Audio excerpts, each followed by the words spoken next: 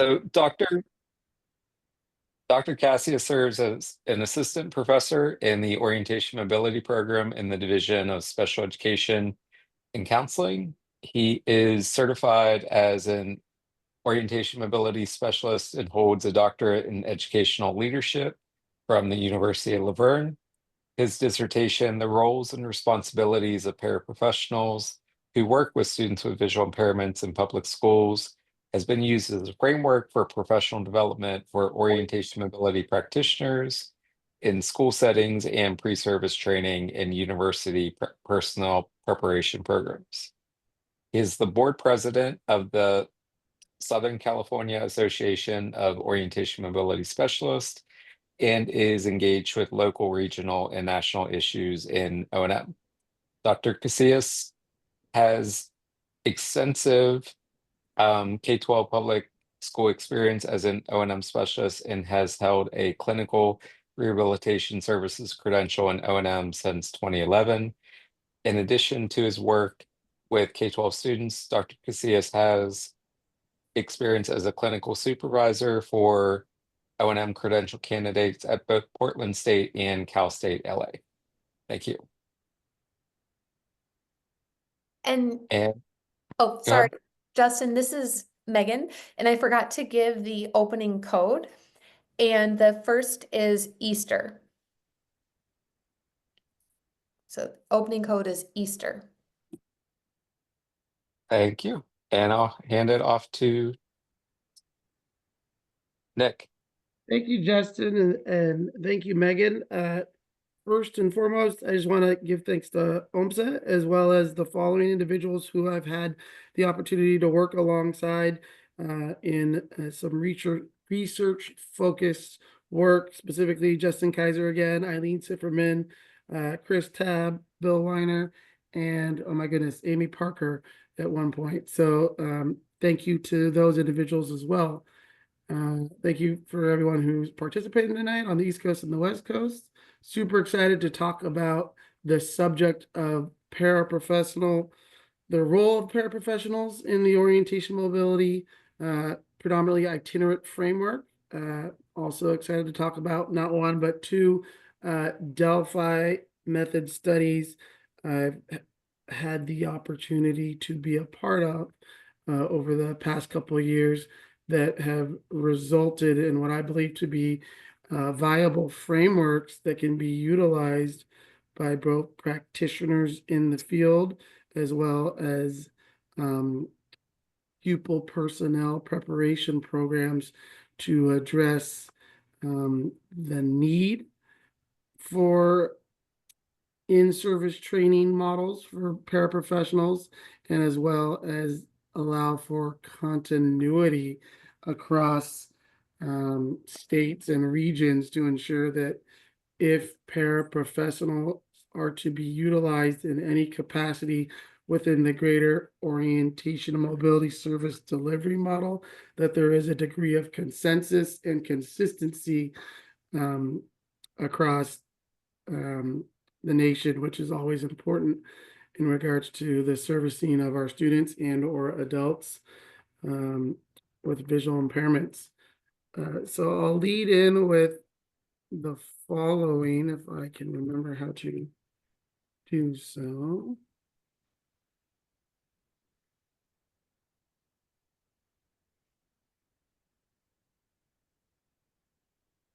There we go.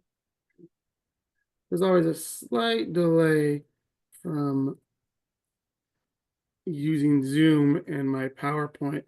I'd like to open with a quote from Helen Keller. This is an epigraph. It reads, "Alone we can do so little, together we can do so much."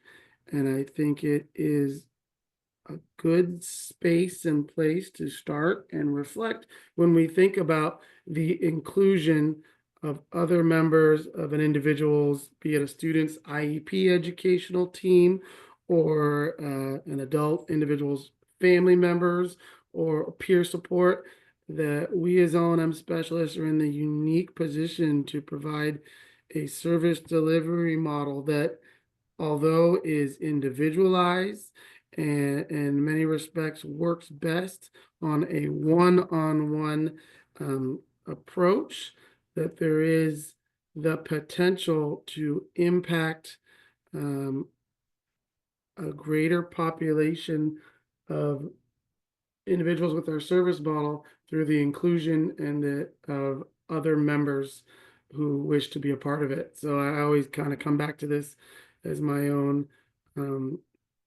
sounding board prior to engaging in any type of research that revolves around incorporating other members into orientation mobility. The outcomes of this presentation, I would hope, are as follows: that you can leave as a participant that somewhat versed in key themes from the literature revolving around the usage of paraprofessional supports. This should actually be introduced to not one but two studies, and empowered with a tool or a framework that as a practitioner you can utilize, adapt, adjust, and modify to meet the needs of your own student population, your own adult caseload, and the own parameters that your agency, district, organization has you working in between, as well as your own level of comfort as the credentialed or certificated provider of O&M. But I would hope that by the end of this, you'll see that this is ready and available to you as a result of the presentation. So we'll start with what I believe to be a fairly extensive review of key themes from the literature. The one that in my own research was most prevalent or predominant was the concept of role release in orientation mobility. The first theme from the literature, the first citation, is that the O&M specialist can role release many components, such as teaching others how to facilitate items that will add later to O&M instruction, that the O&M specialist can role release the development of strategies for adults to incorporate consistent terminology and routines, and even the monitoring and providing feedback for the other adults as they provide intervention. So this is like an example that an O&M specialist can utilize and incorporate other members into the service model, and that it is a theme from the literature that is actually repeated throughout. It's agreed that O&M specialists may role release some basic instructional duties. Again, a key one being the monitoring, for example, of route travel to individuals who interact with students on a daily basis. The role of the O&M specialist itself through the literature is defined as both an instructor and consultant. We wear many hats in the field. One of them truly being a consultant, in that we as an O&M specialist may role release basic instructional duties to a teacher of a student, a parent of a student, or many times a paraprofessional who interacts with that student on a daily basis.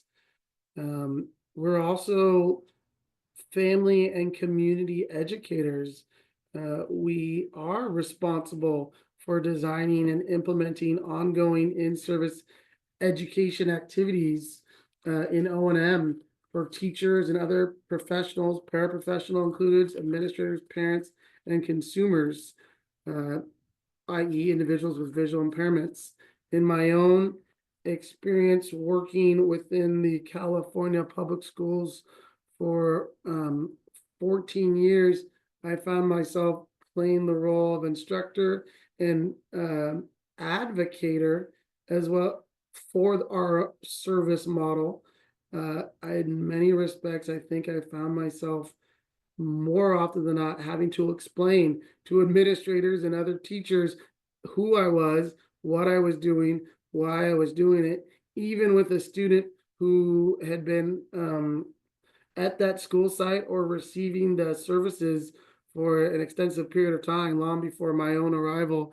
It seemed that there wasn't this common awareness or conceptual understanding of what O&M was and how it was benefiting the student. So I don't know if that theme resonates with others in their own experience, but for me, this rang very true that I wasn't just there to provide a service to the student and call it a day, that there was more, um, there was a greater role that I played even in my daily activities. The research has further it indicates that for students, especially students with multiple disabilities, that kind of a transdisciplinary approach truly is the most appropriate option. Uh, in that it allows different members of the team, the educational team will say, to perform specific functions associated with another member's traditional role. Uh, and that role release, that approach not only benefits the child, but it also enriches the professional by incorporating and sharing information, skills, and perspectives. The best examples I've seen of this transdisciplinary approach, both in the educational setting and in, we'll say, the rehabilitative setting, working with adults, is within the greater VA healthcare system. I've seen excellent transdisciplinary models of support provided to veterans across the numerous domains that exist within the blind rehab centers. And similarly, in my own experience as an itinerant O&M specialist, I was fortunate enough to work alongside PTs, physical therapists, occupational therapists, speech and language pathologists, and teachers of the visually impaired, where we adopted the transdisciplinary approach and shared information, shared resources, and often gravitated towards forms of co-teaching or an interweaving of something that I was working on in my lesson that could be replicated or built upon to a degree in their lesson. We didn't work in silos, and it truly, my belief, has benefited the child to have such a comprehensive instructional approach afforded to them. Something that I found interesting in my own survey of the literature that didn't necessarily that wasn't necessarily brought to my own awareness, especially when I was a student in my own O&M program, is that that in-service training and activities were under the purview or the responsibility of the O&M specialist. In-service activities are an opportunity to provide information about the role of the O&M specialist and the goals of the program that we're servicing for the students, and that these activities can focus on the role of all appropriate school personnel and how they can integrate and reinforce the O&M instructions that are occurring, and that includes concept development, sensory skills, training, motor development, and the formal O&M cane skills. And that truly for the instruction to be effective, that the training should be infused into the school curricula and activities, and must be supported and reinforced by all individuals connected with the student. I found this theme repeated over and over throughout the literature that I surveyed, and it stuck out to me at the time because I did not remember having a in-service training preparation class or an in-service training preparation assignment in my own personnel experience. I don't remember there being a dedicated opportunity of how to do it, when to do it, and how to create one. So it was a little bit of a disconnect at the time, in that I was reading that, oh yeah, you as the O&M are responsible for this, but I didn't have anything I could go back and reflect or draw from within my own training, and I kind of had to learn on the fly, so to speak. Another key theme from the literature was even dating back to Jacobson, 30 plus years ago, in his original seminal O&M text, he suggested that in the schools, that the classroom teacher, the vision consultant, the teacher's aide, another synonym for paraprofessional, and even the student's peers are all there and potentially able to reinforce the skills that the O&M student has acquired or is acquiring. And that many times, sometimes the teacher and aide provide primary instruction of basic mobility skills if time and situations permit. Coming across this theme from the literature almost 30 years into a survey of the text and the articles, made me realize that even in some of that made me realize that this was not something new. The usage of paraprofessional supports the role release of basic O&M skills and competencies across domains and other IEP educational peers, other members of the IEP educational team, let alone the responsibility of the in-service and training to be developed by the O&M, that this had been something that was an established practice that maybe wasn't getting the attention or the attention that it deserved, because it seemed that there was almost a contention or a pushback to this approach or usage that didn't align with key themes from the literature. That was my own interpretation at the time when I was surveying the literature. I came across further support for paraprofessional usage in that, that something along the term of O&M assistants or teaching assistants and nursing aides provide practice and drill in certain techniques and procedures, and that Jason discussed that involving others in the O&M lessons, specifically stating that a student at a public school may have a teacher's aide who not only helps them with his assignments, but guides him various places throughout the school. Jacobson further stated that because the mobility instructor can technically cannot be with her student at all times and can only be with her student only for brief periods during the day or the week, that it truly is necessary for others to be involved in the lessons to varying degrees to ensure consistency and continuity between formal lessons.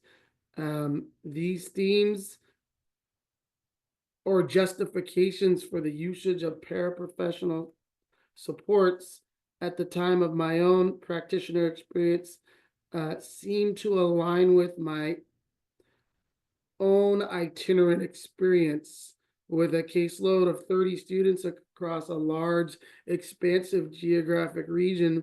I saw other service providers, including the teacher of the visually impaired, utilizing instructional aides and other members of the IEP team to facilitate opportunities of practicing skills that they themselves were working on. I saw paraprofessionals being providing opportunities for the student to practice some of their Braille competency that had been originally introduced and outlined by the teacher of the visually impaired, but then was followed up by and further supplanted by the instructional aid. I saw a same model done by the PT and OT if there was certain expectations or goals being worked on.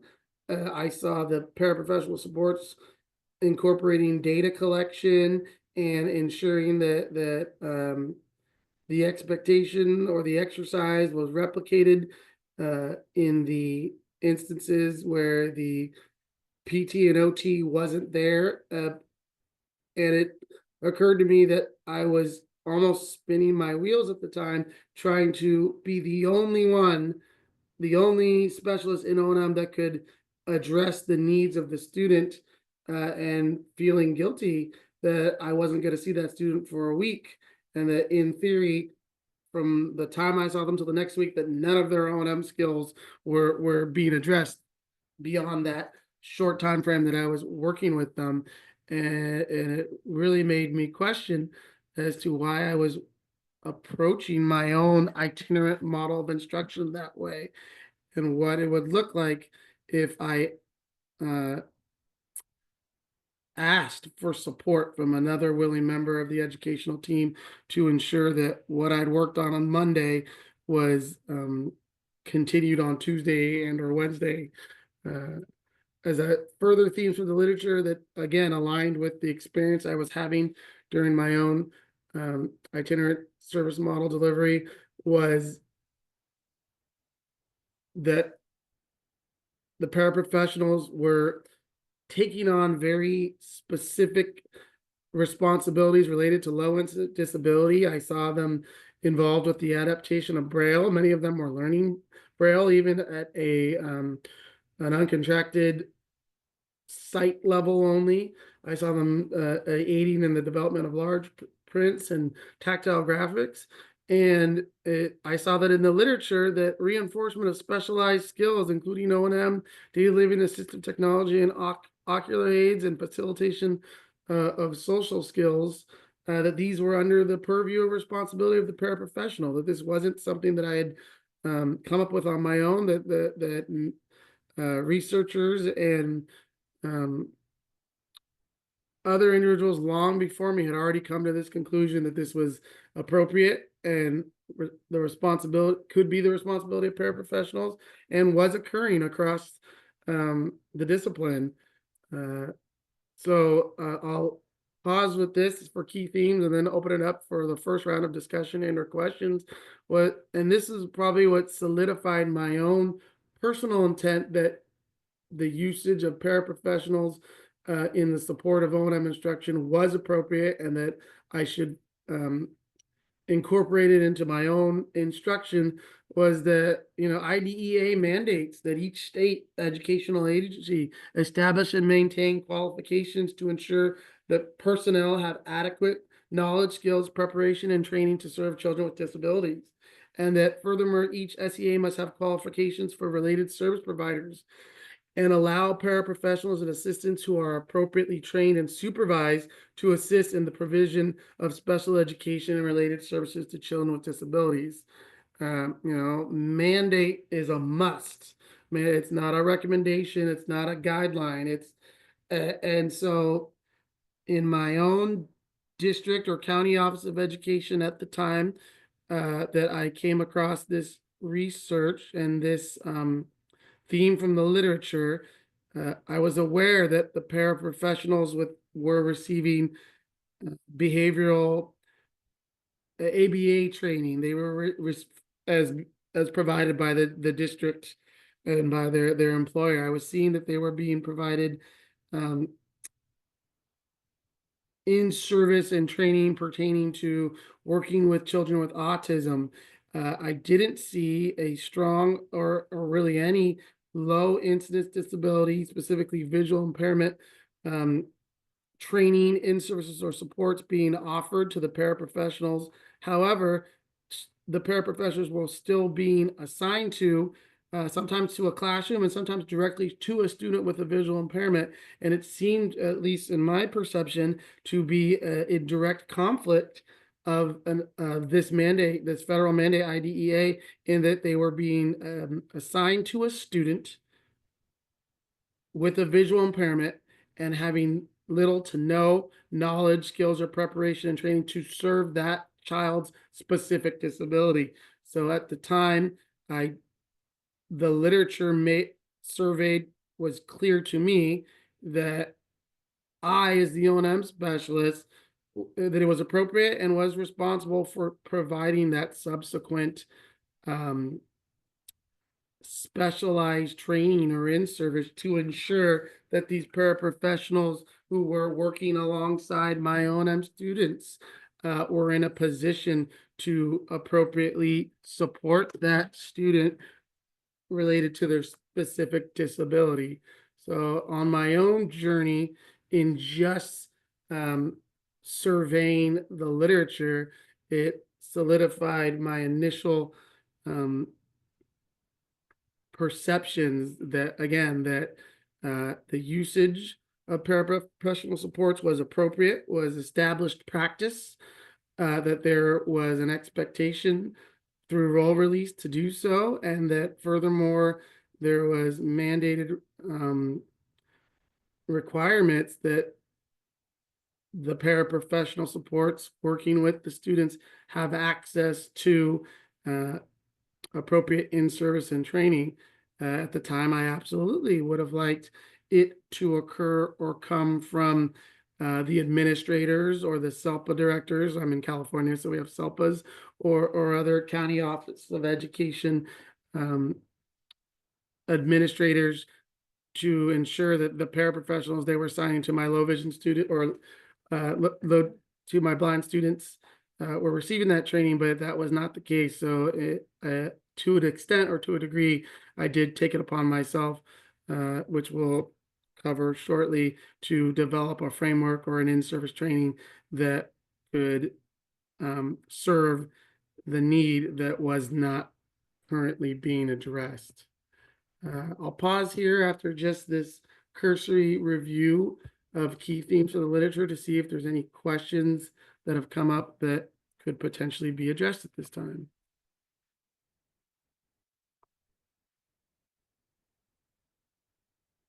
And if there's none in the chat and no immediate questions, I will continue to the next part of the presentation. I am not seeing any questions as of yet. Thank you.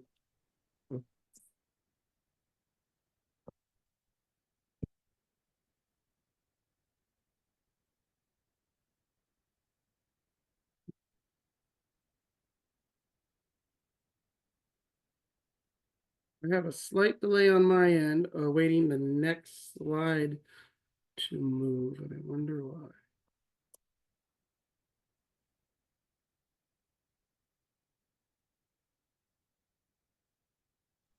I have a quick question. Please, that'll free up the time for me to see why my slides have frozen.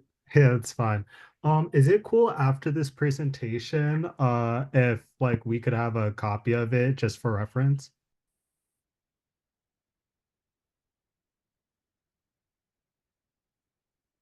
Is if that's a practice that has been previously utilized by other presenters for OMSA's continuing education, I have no problem with it.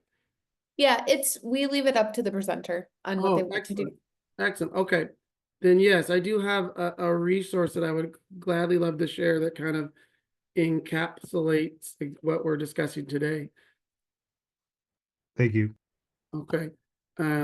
So I think I got my slide fixed. So what I'd like to do now is start sharing my screen again and introduce you to a study from 2017 that was regional in nature, in that it only occurred in Southern California and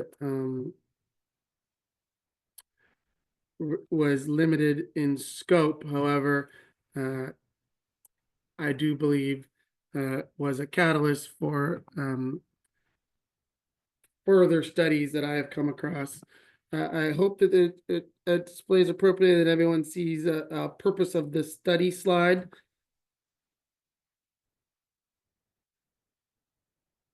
Seems like that's the case. Yes. Okay. Virtual thumbs up are always just as effective, so thank you for that. So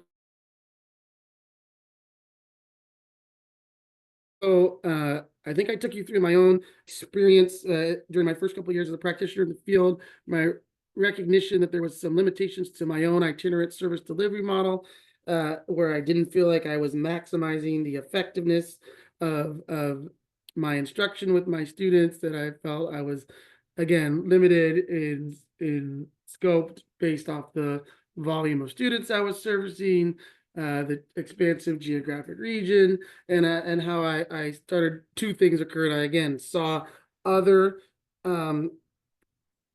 instructors, including itinerant service delivery instructors, PTs, OTs, SLPs, utilizing the paraprofessionals to supplant and reinforce the instruction that they were providing.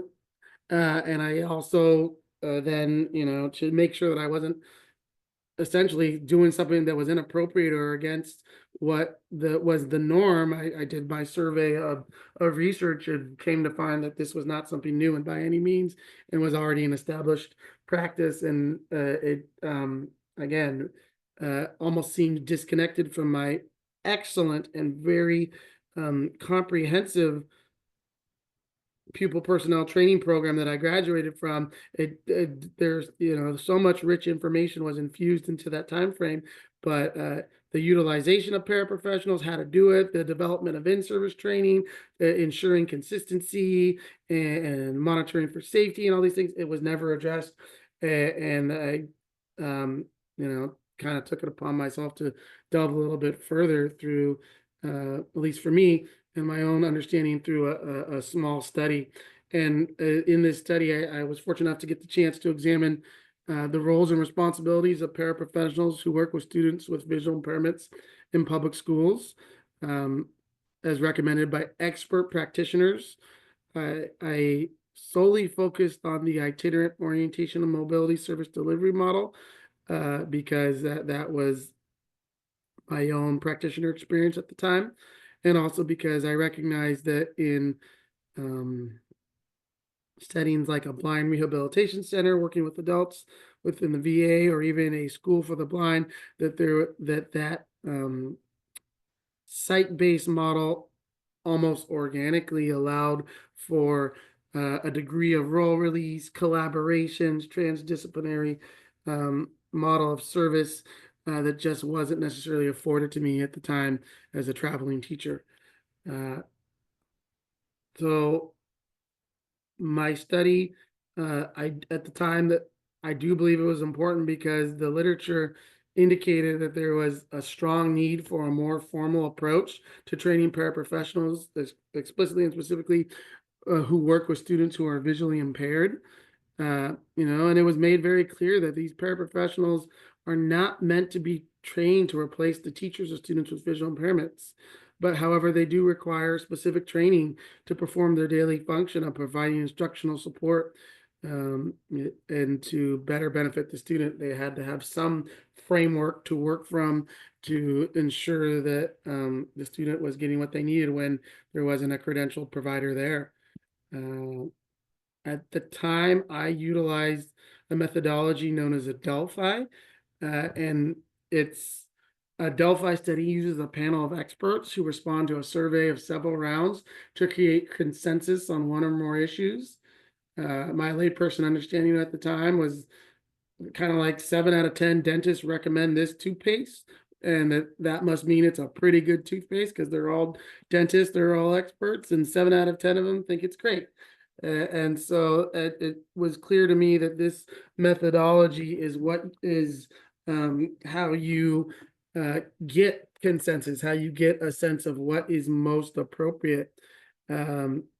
And even more so, the literature indicated that when you're using the Delphi method, you're getting consent. You're not just getting agreement from 7 or 8 randoms. You're getting them from individuals who are the most knowledgeable about a particular subject. You're truly utilizing the experts to ensure that the consensus that you're relying on as a justification or a reasoning for why you do or don't do something, or why something's appropriate or not appropriate, it's because it's coming from recognized experts in the field. So whatever resulted out of this methodology is meant to add validity and weight and support to why you do or don't do something, or how you do or don't do something, because it's the experts agree this is what should or shouldn't be done. For my small study regionally here in Southern California, it was 11 orientation mobility specialists who were already in a position of having incorporated paraprofessionals who work with students with visual impairments in public schools within their itinerant O&M service delivery model. It's more likely at the time that this occurred organically. It wasn't that these O&M specialists said, I'm going to use paraprofessional, I'm going to use this paraprofessional or this paraprofessional. What was happening circa 2017 in Southern California, across that region, was students with visual impairments, especially those who were cane users, were getting one-on-one instructional aids assigned to them as a safety measure to address growing liability concerns. There is a formalized assessment used in California called a SKIA, and it's essentially a assessment tool that's utilized to decide if a paraprofessional support or other type of support is warranted for a student based off their need. And the SKIAs were being used district by district to say it's a safety concern and it addresses the disability, specifically visual impairment. So, and it was kind of being done across all settings and not taking into account two big things. The first one being that many of these students that were getting a one-on-one assigned to them were not displaying, per their orientation mobility specialists, not displaying a need for safety monitoring or support in their orientation or mobility skills. These were independent survey level travelers who were more than capable of safely and independently ambulating on their school campus and completing complex routes across their campus to and from their different classes. But that was not, the SKIA doesn't allow for that type of or doesn't go into that thought process when deciding if or not a paraprofessional is warranted. It was, very cursory and base in nature, and so a lot of students in the region were receiving paraprofessional one-on-one instructional aid support without it taking into account their level of their orientation mobility skills. And then further, because it was truly kind of occurring with an effort to address liability or concern about the student potentially tripping or falling or being injured, regardless if there was a history of that, the instructional aides, paraprofessionals that were being assigned to these students were really coming from a place of enabling and facilitating learned helplessness. They were not, they were almost in direct conflict or almost in working against the greater goal of orientation mobility, which in my opinion is independence.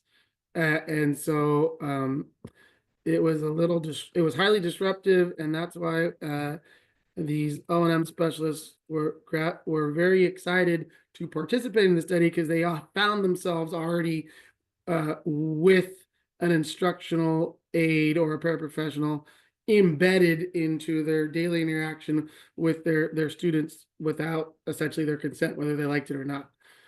So that's just a little context prior, that it was not necessarily the choice of the O&M specialist to supervise and work alongside these paraprofessional supports with their students. It was that this was the framework that they found themselves working in. And then the study itself had about 3 research questions, the main focus, and it was the O&M specialists reporting their roles and responsibilities of the paraprofessionals who work with the students who are visually impaired. For this small study, the O&M specialists reported that the main responsibilities were ensuring student safety, supporting the specific O&M IEP goals, and a key term that was most interesting to me was reinforcing of O&M skills, and specifically on campus, because off campus didn't involve the instructional aid. When it came to the terminology that arose out of this study, monitoring and reinforcing became 2 very clearly defined and differentiated terms. When we discussed monitoring, it revolved around only observation of the student by the paraprofessional and subsequent reporting to the O&M specialist about the student's progress. So if you can envision, I can give you the example that comes to mind for me. I had many younger students who, during the context of their lesson, were utilizing their mobility cane in the manner that was serving a purpose, object preview and ground level detection. However, outside of the lesson, they may have not been utilizing the cane at all. And so through the lens of monitoring, if that was occurring, the paraprofessional support would tell me about it, would let me know, oh, by the way, after you saw the student on Monday, they haven't used the cane since. And I would come back the following Monday and they would report or inform me of that result. And so that was great. That was fine. They were monitoring, and they were only observing, and they were reporting.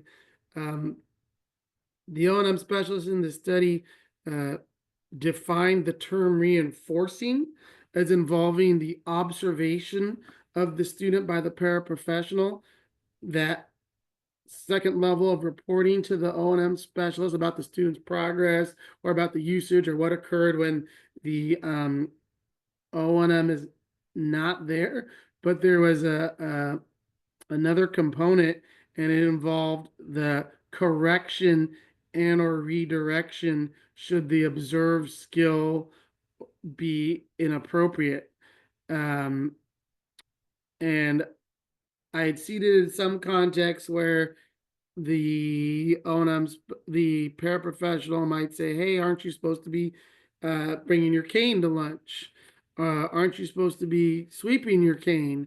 Or if the student was using the cane as in an inappropriate manner, redirecting them to, again, using the cane in the manner that had been observed and introduced by the O&M specialist.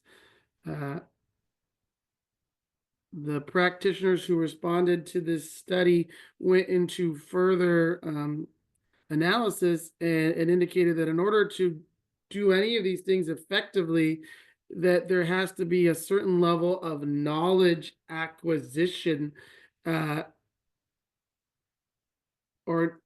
available to the paraprofessional, that for a paraprofessional to effectively, truly effectively monitor the skill of an O&M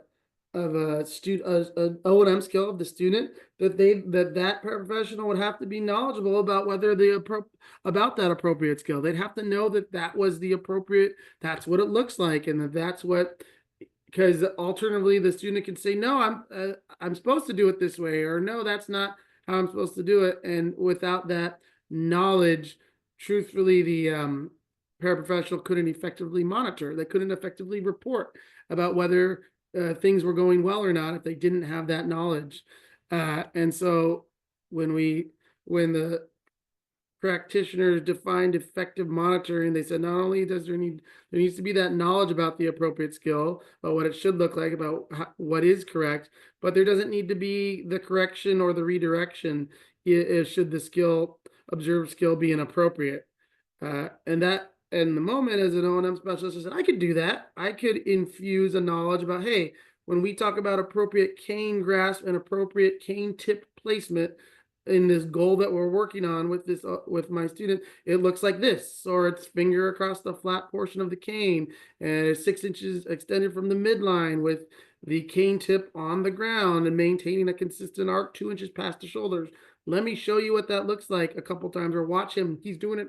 The student's doing it appropriately there. Can you monitor effectively and ensure that it resembles something to that nature when I'm not here? That would be that infusement of a small scope of knowledge to the paraprofessional would allow them to effectively monitor and would support the goals of my own student and support my own instruction as well.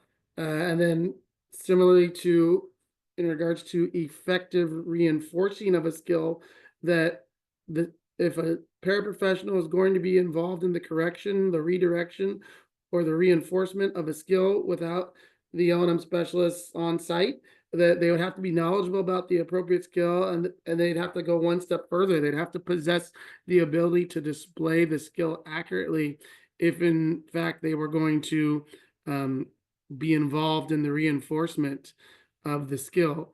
And so that was like a higher degree or a higher level of knowledge acquisition and subsequent training, or that I could potentially offer a paraprofessional support to ensure that they could effectively reinforce.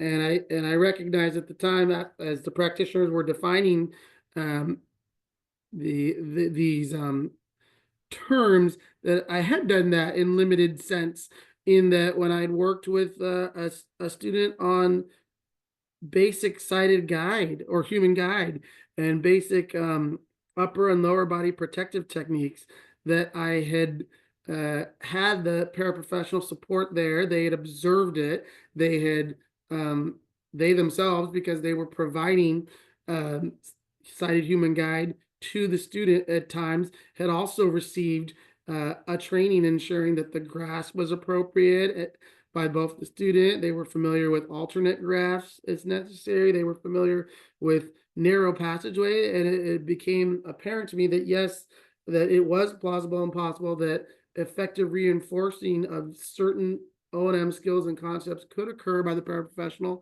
with the infused knowledge and the ability to accurately display the skill by the paraprofessional, that it wasn't unreasonable.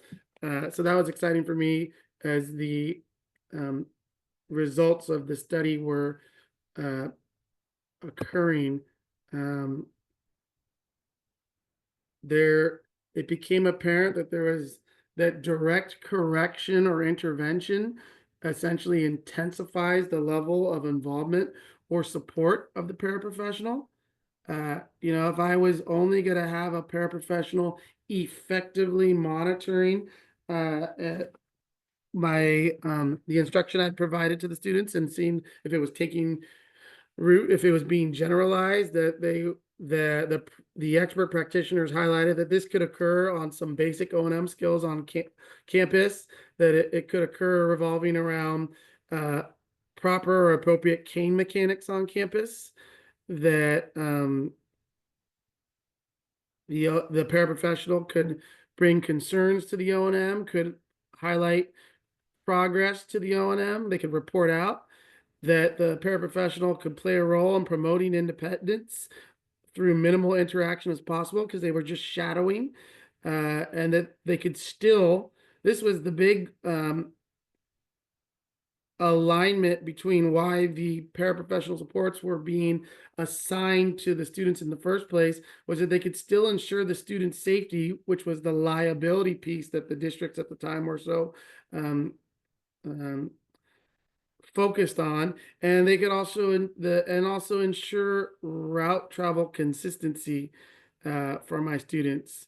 So this was exciting, and it didn't involve a high degree of in-service training for the effective monitoring to occur, and it aligned with the student safety and route travel consistency. However, should I, as a practitioner, feel up to the task and feel that it would benefit the student, I could intensify the level of involvement or support of the paraprofessional by gravitating towards reinforcement, which was the correction or redirection of an inappropriate skill. And that it would still revolve around O&M skills on campus. It would still revolve around proper cane mechanics on campus, but it could also include concept development, laterality, positionality. A big one was cardinal directions for my students.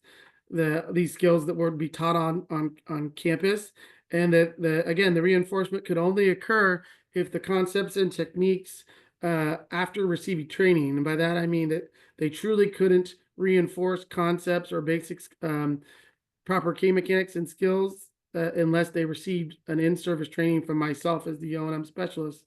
And so that involved providing human guide, feedback to the student, and that facilitating opportunities to practice the O&M goals. It also resulted in supporting the goals, assisting the student in the classroom, again, demonstrating proper human guide, and encouraging the mobility cane use. So I saw almost two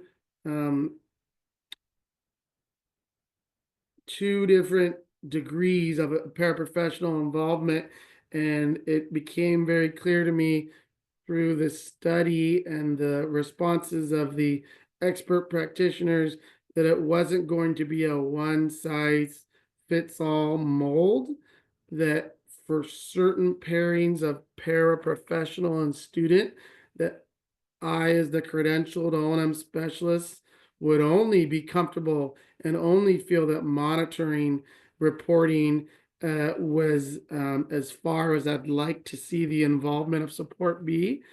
And in other instances, I saw that based off the unique situation, who the paraprofessional was, who the student was, that reinforcement could occur in limited capacity in certain instances once I had been in a position to provide the training and monitor the consistency, and that I saw that I could essentially pick and choose and potentially start with monitoring, and then over time and over time transition to reinforcement, or I could start with reinforcement, and if things weren't going to a degree that I liked, I could pull it back towards monitoring, that I had flexibility and freedom to adapt and adjust, which I thought was exceptionally important. It didn't have to be a one size fits all mold. Other research questions of the study that were addressed by the expert practitioners was the in-service training needs of the paraprofessionals reported by O&Ms. They made it very clear. These experts said that, look, human guide, if you have a paraprofessional support that's working with a student with a visual impairment, every single one of them should be receive a training in human guide. They felt that the basic cane skills was some degree of training and basic cane skills, and some degree of training and basic orientation skills. And again, the degree or the level of training would ebb and flow and be dependent on if you were envisioning a monitoring only or reinforcement level of support. And so even the training needs that the expert practitioners were highlighting that would eventually fall under the purview or responsibility of the O&M specialist, that you had control over the intensity of the training and could adjust or adapt the training. And I thought that was, again, exceptionally important, that if the responsibility was going to be on the O&M, then the flexibility and the autonomy to adjust the level was there. The expert practitioners brought to my attention that some of the training needs were O&M specific. They were subject matter that was unique to the field of O&M and would absolutely require credentialed O&M to provide the training, and that these types of training needs would serve a paraprofessional specifically within the context of providing support to a student's O&M needs or goals. But some of the concepts and some of the training needs highlighted by these expert practitioners, it was more general or special education related, that non-O&M, and that this subject matter was, again, general and common across multiple disciplines of special education, and that these types of training needs could be and potentially had already been addressed by other credentialed members in the special education field. It wasn't solely dependent on the O&M to do so. And so it was clear that that whether the focus is on O&M specific or special education training needs, or a combination, a mix of the two, that again, it increases the volume of subject matter that you're trying to infuse into an in-service or training for a paraprofessional. You know, O&M specific, at least highlighted by the expert practitioners in this study, were human guide, basic gain skills, basic orientation skills, basic visual skills, blindisms, descriptive language, the specific O&M IEP goals, general white cane knowledge, basic route travel, instructor positioning, occlusion experience, psychosocial implications of blindness and vision loss. But many of the training needs that the expert practitioners felt the paraprofessionals should receive were general. They were special education related, encouraging independence, levels of prompting, promoting problem solving, basic multiple disabilities, basic concept development, ways to step back, and data collection.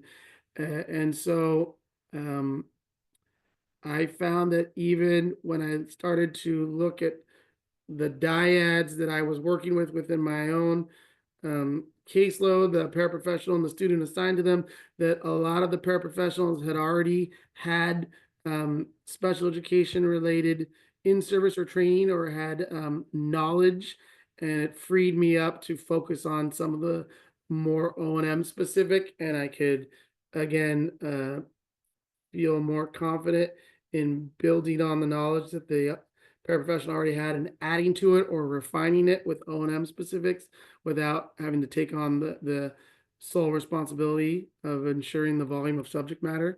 That made it much more palatable and seeming like this is something I can do. Last research question of the study that I was involved with solo was the what orientation mobility specialists report are the supervision needs of paraprofessionals.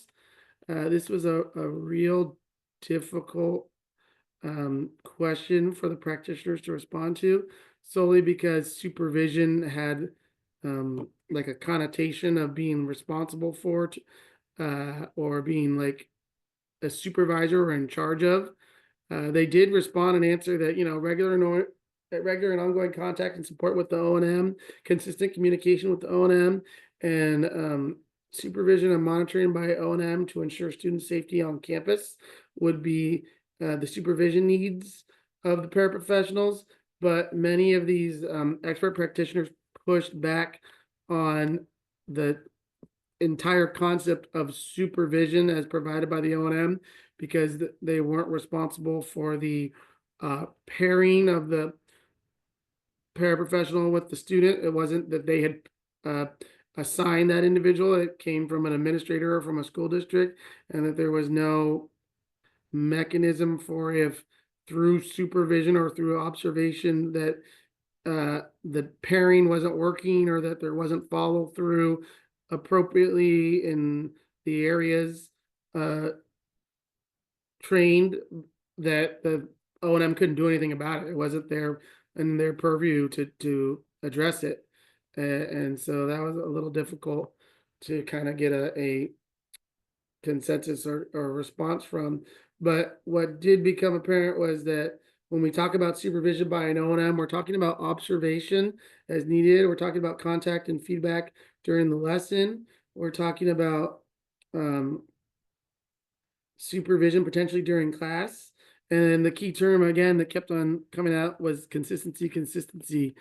For me, in my own experience, I was able to do two things: observe my student traveling with their paraprofessional once the lesson had ended. I could see how they would arrive to the lesson and leave the lesson, and see if anything that I had worked on or had been discussed during the lesson was occurring immediately after. I also had rare but consistent opportunities to be on campus, potentially servicing another student, or for in another capacity as my role, and get a chance to observe both my student and the paraprofessional support traveling.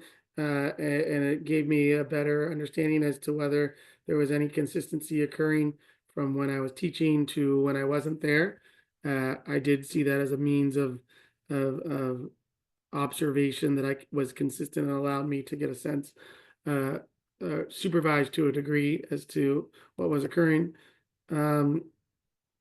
The O&M specialist practitioners felt that supervision and monitoring by the O&M was very difficult. They felt that that to do so, that the issues with frequency, with how often they could engage or interact with the paraprofessional support, was limited. There wasn't a mechanism to address if the skills that were taught, or if the in-service training that was provided was being maintained or consistent. There wasn't really a means for that O&M to correct it if it didn't occur. I just want to be very transparent that in my own study, although these recommendations or these results were on paper very defined and clear, the realities were not consistent. And so supervision by an other became the most prevalent, that whether the classroom teacher, the administrator, the TVI, that it worked better, or that no supervision was occurring, was far more consistent and realistic than the O&M being responsible. However, the term supervision by O&M, where the O&M is responsible for supervising the paraprofessional in any matters related to O&M and or O&M specific O&M goals of students.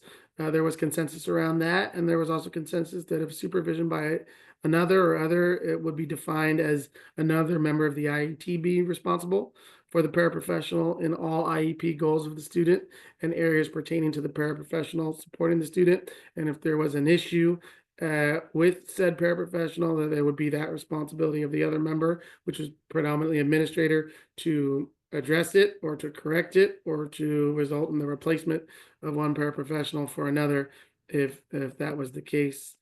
I recognize that I'm running out of time, and I would love to hear questions, thoughts, and commentary. But from my own study and my own survey of the research and the results of the responses from expert practitioners in the field who were already doing what I was preparing to do themselves, was that there is a framework or a template for developing and modifying your own in-service models and trainings.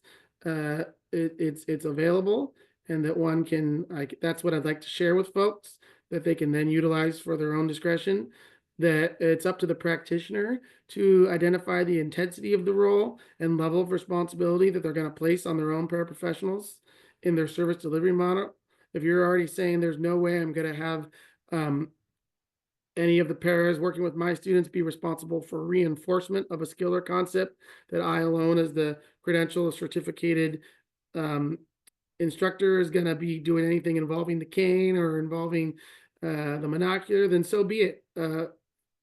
Focus on the monitoring aspect and ensuring that your paraprofessional has a degree of knowledge and training so that they can effectively monitor, so that the feedback that they're reporting to you and to other members of the IEP team is more accurate and usable data in your to help your own instruction.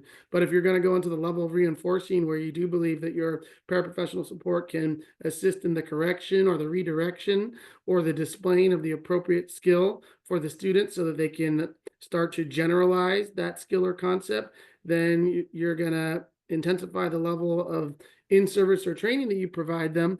But I would argue that through the facilitated opportunities of practicing the instruction that you provided by a paraprofessional, that you're ensuring more opportunity for the student to generalize the skill.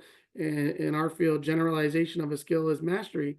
I do think that a more intensive paraprofessional in-service training model would result in that.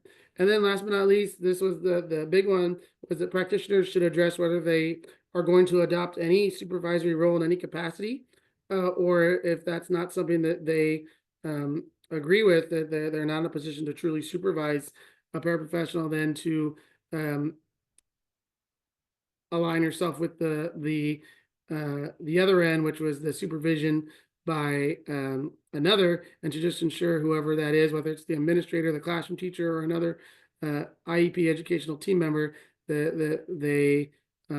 that you can provide feedback in regards to whether or not that paraprofessional is meeting the needs of the student as it relates to the O&M goals. You don't get to wash your hands of a paraprofessional who may or may not be meeting the needs of the student, but at a minimum, you're responsible for the piece under your purview, the O&M goals, and whether or not it's working. I did have recommendations for administrators, that the administrators themselves could use the study as a framework or template for staff development, that there probably should be more comprehensive staff development, that they should get all their paraeducators who are potentially going to be assigned to a student with a visual impairment, and at a minimum, give them access to human guide training, and some of the other basic O&M skills and concepts, protective techniques, so that if and when they are assigned to a student with a low vision or a low incidence disability, that they have that to draw from.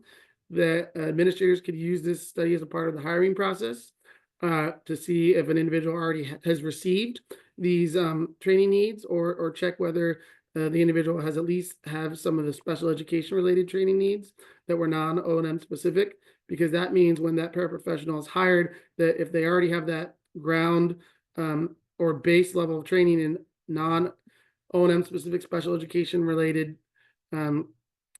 topics, that the O&M specialist can just focus on refining or addressing the O&M specific and build upon the knowledge base that the paraprofessional already has. And that really the administrators could collaborate with the O&M specialists when addressing the O&M specific training and disseminating who will adopt a supervisory role of paraprofessionals. I'd love to see it personally if the O&M specialist provides the training and the administrator is the supervisor of the para, because they're the one hiring them. And then for universities, now that I'm in pupil personnel, that we should infuse some type, for future practitioners, some type of lesson or module or facilitate experience for the students to develop and modify their own in-service training. At Cal State LA, our student interns, when they're at an adult placement, whether it be the VA healthcare system or some of the nonprofits, one of their roles is to provide human guide, basic O&M skills and competencies in service training to other members of the staff, other members of they call it family training, but other members of the family, especially when for example, when the veteran is getting ready to go home and leave the blind rehab center and integrate back into their home and community.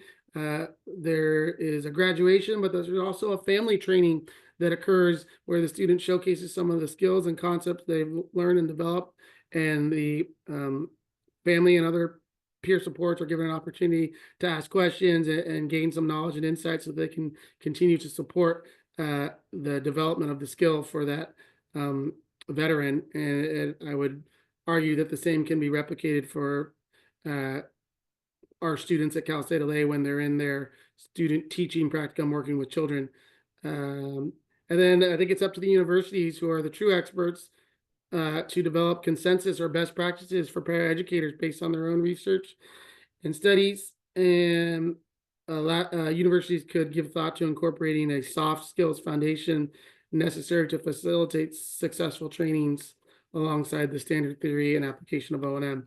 I'm going to pause here because I talked way more than I intended to, and I envision that there's probably a lot of questions, comments, or maybe even clarification requested at this time.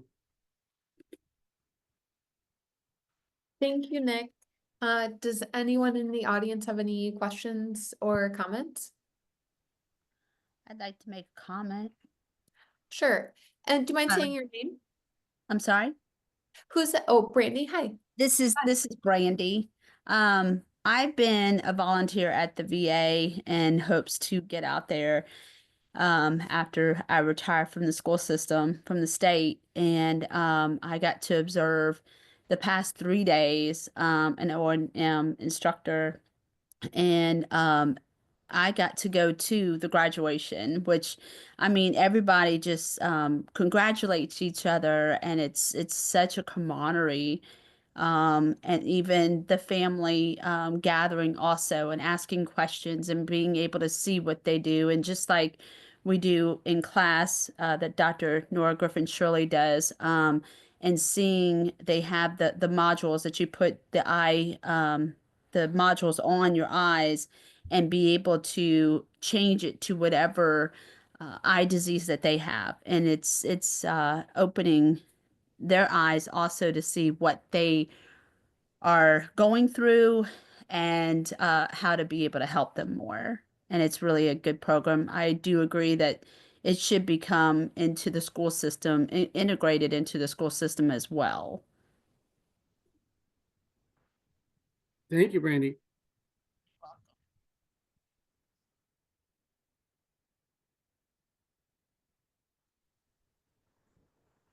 I would say one unique, and I take no responsibility for it, but one unique instance where I saw this occur again in Southern California, where a county office of education gave license to the related service providers, the TVIs, the O&Ms, the speech and language pathologists, nursing, OT, to pursue their own professional development opportunities, as opposed to going to whatever training was being facilitated for the general regular academic or special education teachers.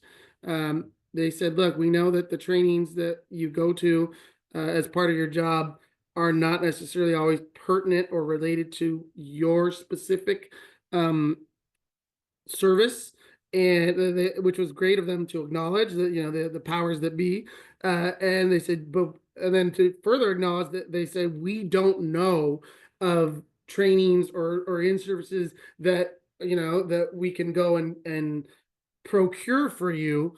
Do you guys know of any? And if so, can you make that? And we, at the time, I saw that there was it was about a day and a half in total, you know, supported by the administration of that county office of education, but 20 Braille specialists, 10 O&Ms, 10 TVIs, APE related service providers were able to have their own, procured their own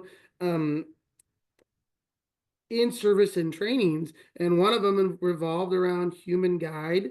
One of them revolved around descriptive language, not just descriptive language in the classroom, seeing out loud, descriptive language that could be relayed for orientation mobility. And there was one other, and it was just so exciting that to get that many individuals in the room, receive pertinent and relevant training that then could be applied to their applied back when they went to work with students.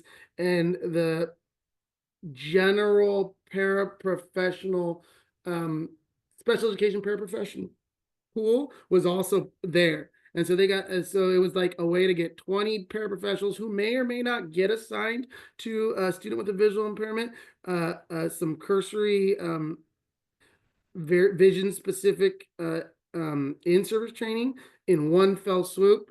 And it was just, that was the one time I saw it myself, and it was great. I don't know if anyone can speak to, because the alternative again is what I'm kind of talking about, is it falls on the role of the O&M to go and do it piecemeal one by one, but maybe others have ideas or have seen it done in a manner like that where you can have, you know, you can have a greater impact and provide the training across a larger. Looks like Jason Settler has a question. Didn't know if you wanted to unmute. Yeah. Good evening. Thank you. So I just wanted to ask what your approach would be when the para is asked to do multiple tasks that might not be related to the student. And then a follow-up question would be what or how long is an average day for that para? And if it exceeds a normal school day, should there be 2 paras? Thank you.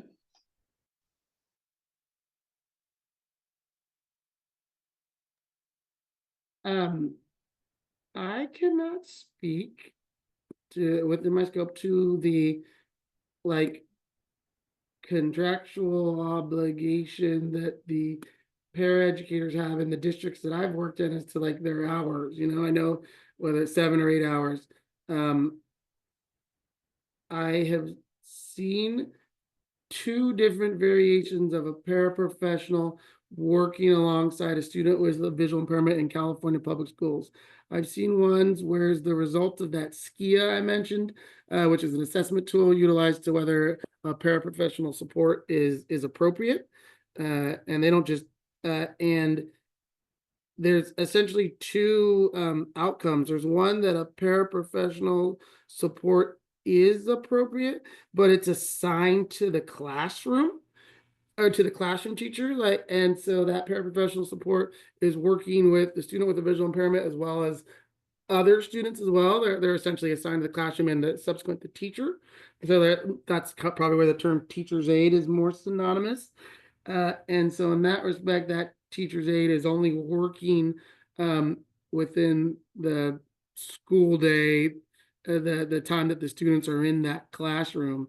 And then I've seen where the SKIA assessment results in the paraprofessional being assigned directly to the student. And it's different in that if the student starts in classroom A and then goes classroom B, goes classroom C, and that paraprofessional is with them, essentially attached at the hip, and sole responsibility or focus is to support that student across a variety of their IEP goals and needs. And so I think you're limited in what you can do with the paraprofessional that's assigned to the classroom, and is also has roles and responsibilities that pertain to supporting the teacher and the greater classroom, teacher's aide versus a paraprofessional support assigned directly to a student.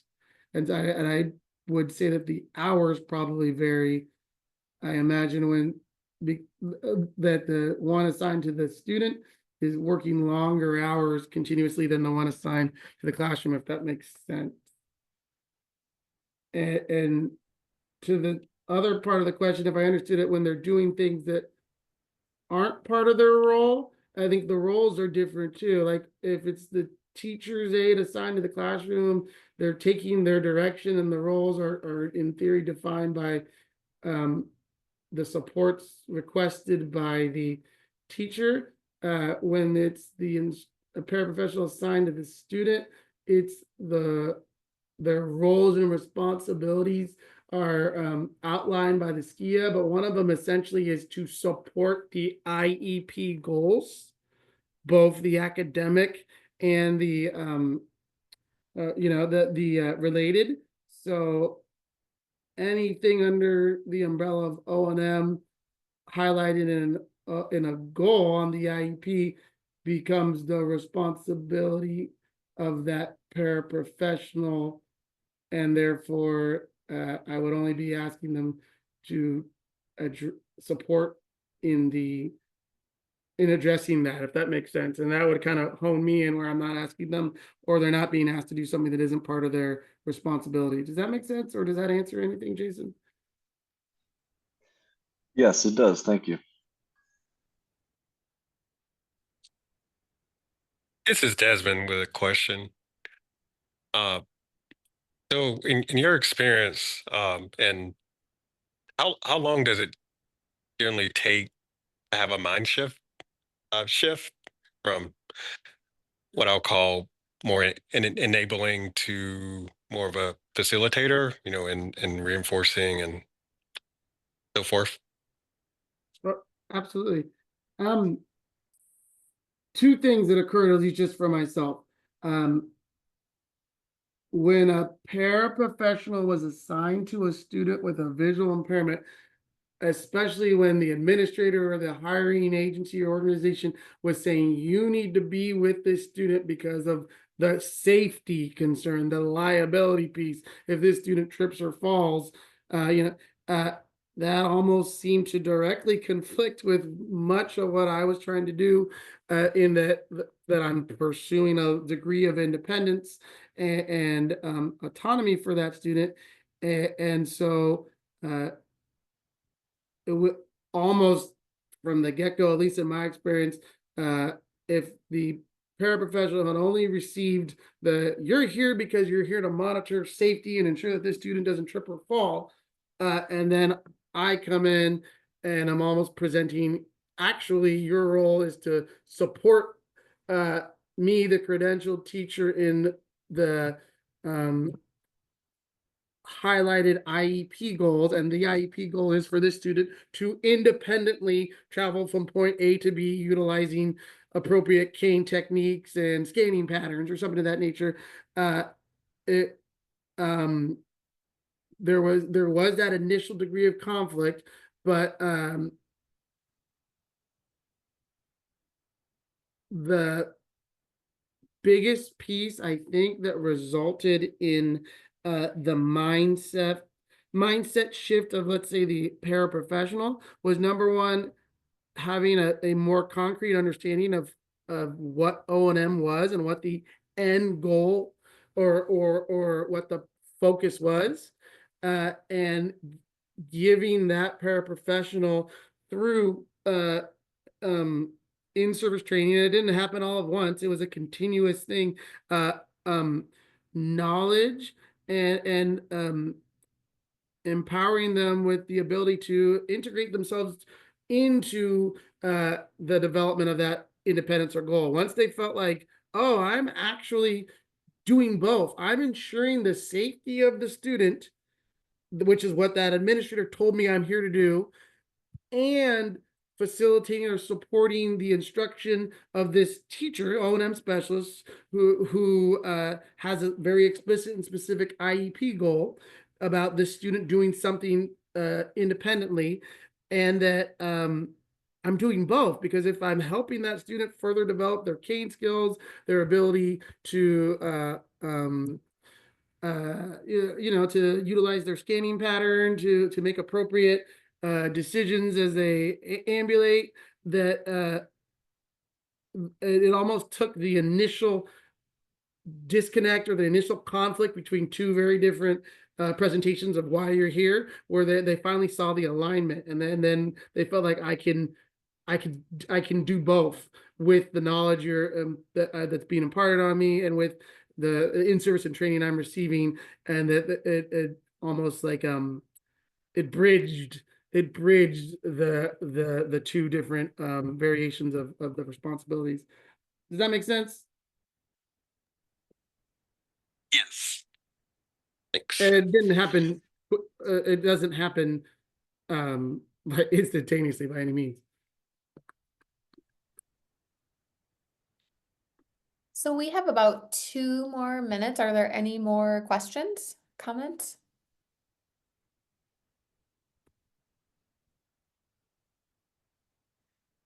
Okay, before we wrap up, I just want to go over the CE process. So what happens is either like tomorrow or Monday, you will receive an email from the OMSA email, and that will give you some instructions and a link to a really brief evaluation form that you'll complete.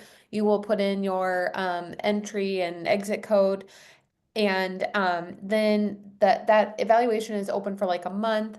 And then once that closes, we have like a 2-week window to get those certificates completed. And then we will email those out to you. Sometimes we get them done a little bit earlier, but it just depends. So you should have those no later than 6 weeks, but sometimes a little bit earlier. And then your closing code is Egger. So Easter Egger, like the kind of chicken. Can you spell that, please, Megan? Oh, sure. EASTER, like the holiday. And then Egger is EGGER. EDD as in dog. Oh, sorry. Yeah. GG, like egg, like an egg you would eat from a chicken. Okay, Edgar. Okay, thank you. You're welcome. Do you all have our emails? Oh, for those that signed up with Dr. Griffin Shirley. Oh, If you registered, we have your email from the registration spreadsheet. why I didn't. Dr. Griffin just sent us an email. I'm currently a student. Oh, okay. Then yeah. I do not have your email then. And mine, it says my name is under Frederick Sadler. I don't know why. So would I? You don't need to worry about it. You don't get the certificate for certification. This is Nora. Oh, thank you, Ms. Griffin. Okay, no problem. Don't worry about it. Okay. Megan, I think the best, because I spoke so much, but really the item that I would want folks to have access to is a very clear framework of the different O&M skills, concepts, that could be embedded into a in-service training for a paraprofessional, and Sure. that in the hands of a practitioner, they can pick and choose what they would want to use to meet the needs of their student population. If that could like be shared or put somewhere for access, that's the most tangible tool possible from the results of this study. We can definitely do that. I can send, if you email that to me, I can send that along with your contact information when I send the Perfect. evaluation link. Thank you very much. I really appreciate this opportunity. Oh, yeah, no, thank you. All right, well, everyone have a wonderful night and thank you so much for joining us. See you later.